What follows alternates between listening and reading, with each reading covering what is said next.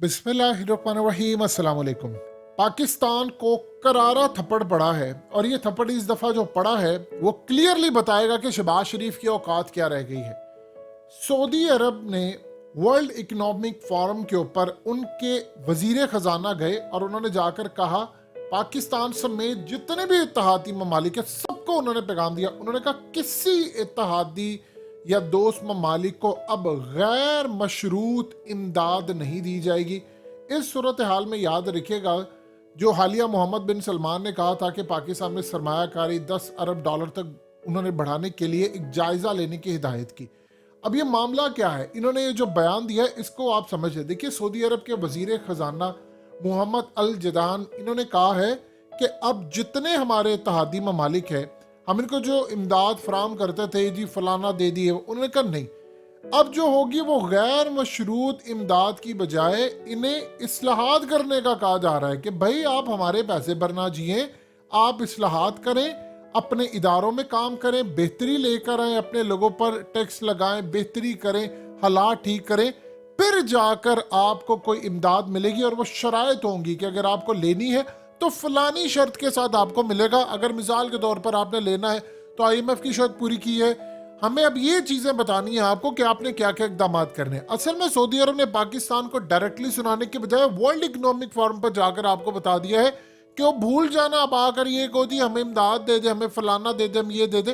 देखिए, दो चीज़ें आप समझिए। मोहम्मद बिन सलमान की पॉलिसी क्या है? वो कहते हैं आप अपने मुल्क में अमन कायम करें, हम अरबों डॉलर्स लेकर आएंगे, इन्वेस्टमेंट करेंगे। ये कि नहीं, ये जो मांगने मंगाने वाला काम है भिखारियों की तरह फलाना, ये नहीं। क्योंकि मोहम्मद बिन सलमान, आप ये देखिए कि वो खुद क्या कर रहे हैं, वो अपने मुल्क को यूरोप बना रहे हैं। उन्होंने वहां पर रोनाल्डो को खरीद लिया, वहां पर वो अल नसर क्लब के साथ शामिल हो गए। वो कह रहे हैं कि भाईजान आप यहाँ पर पहुंचे और यहाँ पर हमें 2030 का वर्ल्ड कप ला कर दें।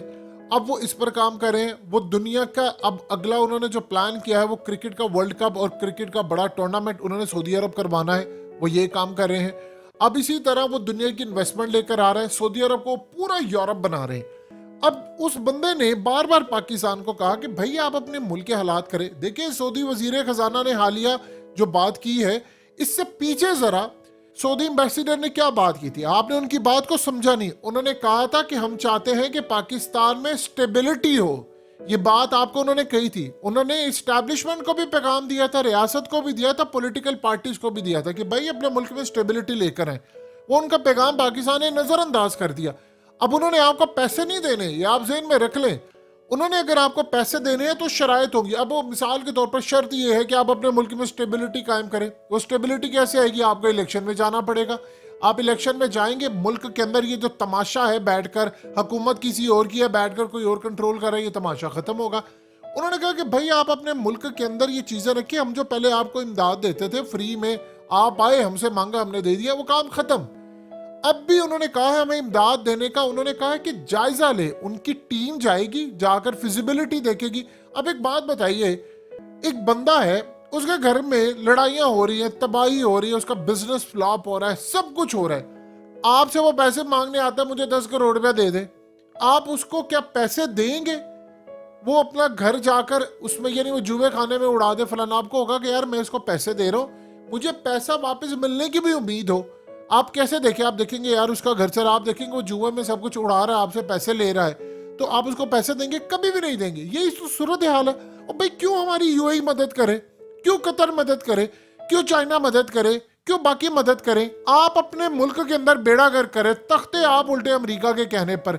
अब आप सोचिए कि आपको सस्ता तेल मिल रहा था रूस से, आप ले लेते तो आपका 6-7 अरब डॉलर बच जाता, आपके IMF से जान छूट जाती, फिर आपको रेट भी आपका मुनासिब रहता, चीजें रहती नहीं। लेकिन अमेरिका का प्लान था तो आपने यहाँ पर तख्ता उलट दिया।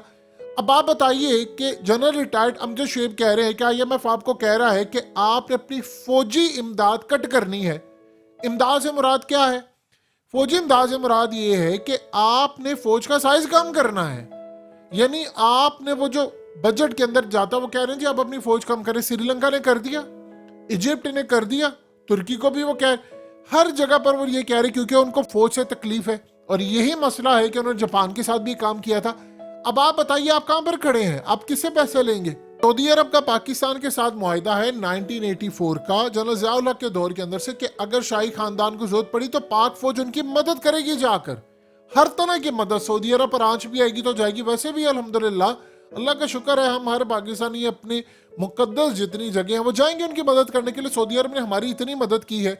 वो ठीक कह रहे हैं आपको कि भाई आप अपना मुल्क तो ठीक कर लें पहले, आप अपना मुल्क क्यों नहीं ठीक करें? आप बताएं कौन आपको देता है इमदाद? अब शहबाज शरीफ ने हालिया कहा, उन्होंने कहा जी मैं यूएई गया था तो मैंने उन्हें कहा जी मैं शर्मिंदा इमदाद लेने के लिए आया हूँ, फलाना आया हूँ। भाई आप प्राइम मिनिस्टर होकर शर्म कर रहे हैं तो आप अपने मुल्क के अंदर इस्लाहात करें। जब मिफ्ता इस्माइल ने यह बात कही थी कि भाई अब ना तो आपको दोस्त ममालिक पैसे देने को तैयार है ना कोई, वो आपकी इज्जत ही नहीं करते। वो कहते यार भिखारी आ गए हैं मांगने के लिए। अमेरिका की साजिश में आप तख्ता उल्टेंगे।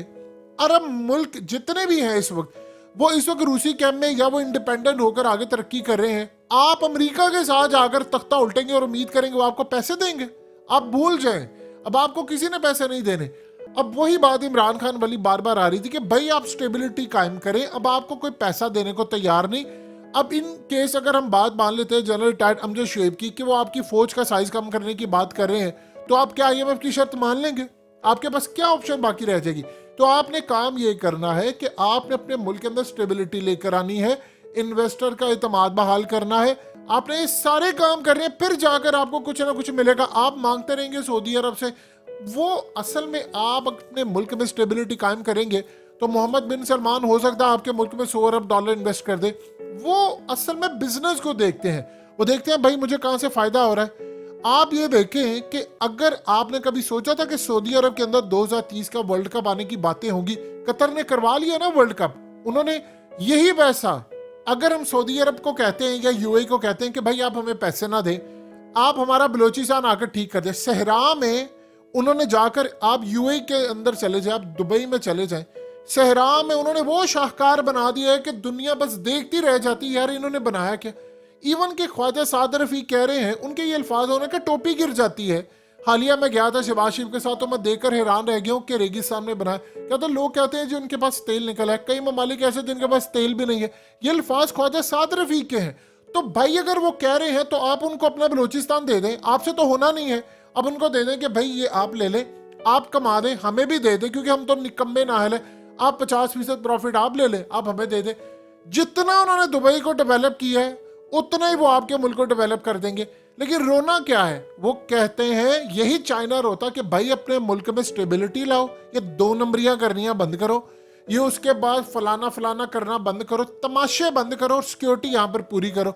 आप बताइए, आप चाइनीज वर्कर यहाँ पर मर जाते हैं, हम यहाँ पर कहते सिलेंडर फट गया था, फलाना था, ये था, तो आप बताइए चाइना को गुस्सा नहीं आना था?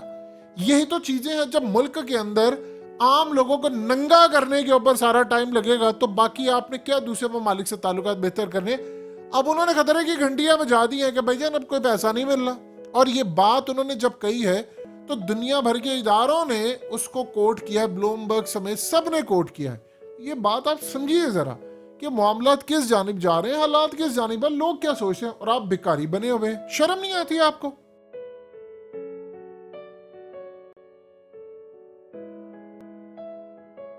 हकीकत टीवी को सब्सक्राइब करना मत भूलें, वीडियो को लाइक करें, शेयर करें और कमेंट सेक्शन में अपनी राय का इजहार जरूर करें।